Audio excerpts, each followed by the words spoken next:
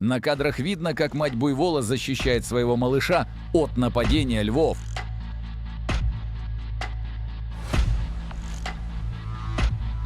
В первые секунды кажется, что ей это удается.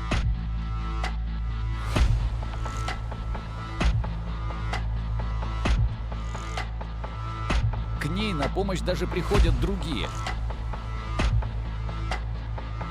Но в конце концов царь зверей берет свое.